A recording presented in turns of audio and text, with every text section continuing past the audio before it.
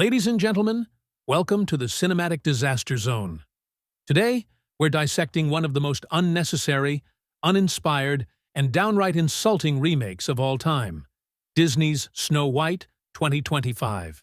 A movie so misguided, so devoid of charm, it might just make you question reality itself.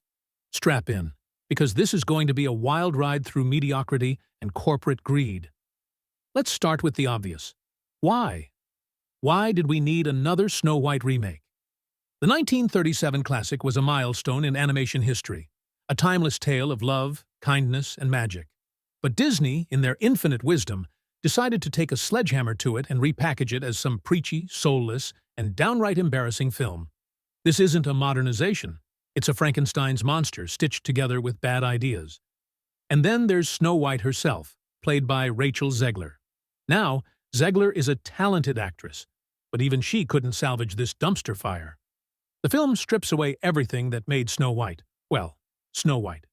Instead of a kind, gentle-hearted princess, we get a generic, strong female lead who is constantly lecturing the audience about independence and leadership, without actually demonstrating any of it. It's like the writers forgot to write a personality. And then there's the dialogue. Oh boy, the dialogue. Picture this.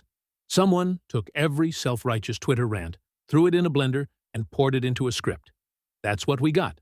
Every line feels forced, every conversation sounds like a lecture, and none of it makes you root for the character. Remember the Seven Dwarfs? You know, the charming, distinct, lovable characters that made the original film so memorable? Yeah, well, Disney thought, let's get rid of them and replace them with something else entirely. Instead of the dwarfs, we now have 7 CGI-generated, unmemorable, and downright ugly-looking magical companions. Not only do they lack any personality, but the CGI is shockingly bad for a multi-million-dollar Disney project. It's almost as if the animators gave up halfway through and said, hey, close enough. Seriously, these things look like they belong in a rejected Shrek sequel. They have none of the heart, none of the humor, and none of the charm of the original Seven Dwarfs. Just lifeless, forgettable, and cringeworthy. Well done, Disney. Then there's the Evil Queen, played by Gadot. Now, in theory, this could have been amazing. But instead, we get one of the most underwhelming performances in recent Disney history.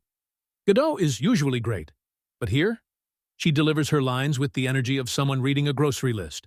No menace, no gravitas, no intimidation. Just a dull, flat, uninspired villain who never even feels like a real threat. Oh, and let's talk about the prince. Or should I say, the random dude named Jonathan? That's right.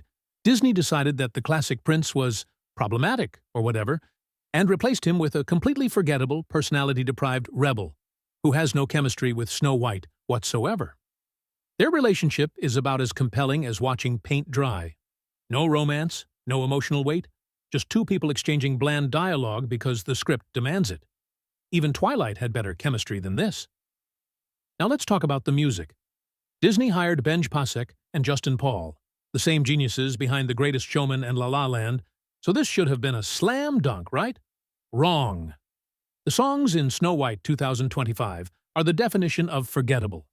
Bland, generic, and completely devoid of the magic that made Disney musicals so iconic.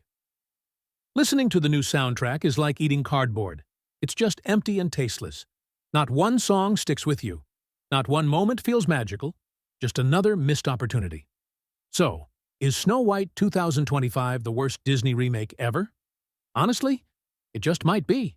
It takes everything beloved about the original and replaces it with corporate pandering, lifeless CGI, and a script that reads like it was written by an AI programmed to say the word empowerment every 5 minutes. Disney, if you're listening, stop butchering classics. Either create something new or leave these stories alone. Because at this rate, no one will be left to care. Like, subscribe, and let me know in the comments, what's the worst Disney remake you've ever seen? Until next time, stay sane out there.